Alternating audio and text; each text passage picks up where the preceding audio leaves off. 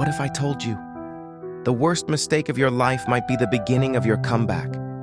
What if I told you God isn't angry at you? He's waiting for you. This story from Luke 15 has changed millions of lives. And if you've ever felt ashamed, distant, or like you've gone too far, don't skip this video. Jesus tells this story. A young man walks up to his father and says, "Give me my inheritance." Translation, I want your money. I don't want you. In that culture, this was basically saying, I wish you were dead. And the father gives it to him. No lecture, no manipulation, just freedom. The son leaves. And at first, it's incredible. Freedom, money, parties, friends everywhere. But here's the problem with running from home. You take yourself with you, and eventually, the money runs out. The friends disappear. A famine hits. He ends up feeding pigs, and he's so hungry, he wants to eat what the pigs are eating. Let that sink in.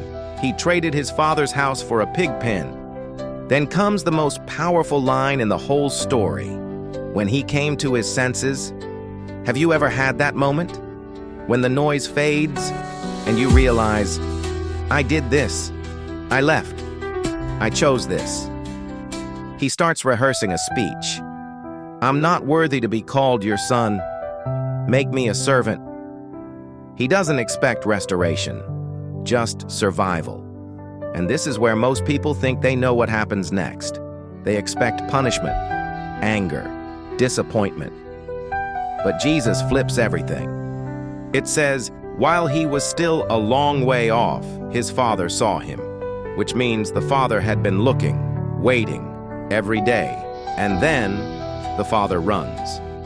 Pause. Men in that culture did not run, especially wealthy, respected fathers. Running meant lifting your robe, exposing your legs, humiliating yourself. But love outruns pride. The father doesn't wait for the speech. He doesn't wait for apologies. He doesn't wait for promises.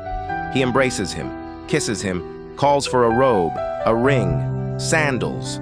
You know what that means? He restores his identity, not as a servant, as a son. But here's the twist. There's another son, the older brother.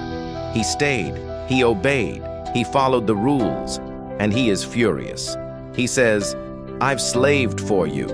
Slaved. Did you catch that? He didn't see himself as a son. He saw himself as a servant earning approval. And he can't handle grace, because grace feels unfair. The father says, my son, everything I have is yours. Then this line, we had to celebrate. Had to. Because someone who was dead is alive again. This story isn't just about one rebellious kid. It's about all of us. Some of us are the younger son. We ran. We chased pleasure. We made choices we regret. We ended up in places we never imagined. Others are the older brother. We stayed. We followed rules.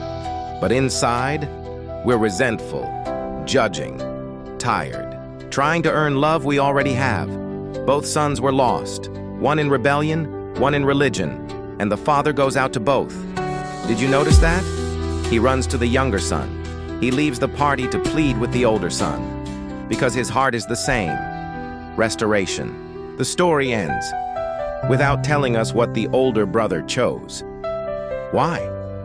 Because Jesus was talking to religious leaders, and he leaves the ending open. It's like he's asking, which son are you? And here's the real question. Will you come inside? Because the party is still happening. Grace is still available. The Father is still watching the road. If you feel like you've wasted too much, drifted too far, failed too publicly, broken too deeply, listen carefully. The Father is not preparing a speech. He's preparing a celebration. He is not counting your mistakes. He is scanning the horizon. And when you take one step toward him, he runs. Not slowly, not reluctantly, but joyfully. Because you were never meant to live in the pig pen. You were meant to live in the house. And it's still yours.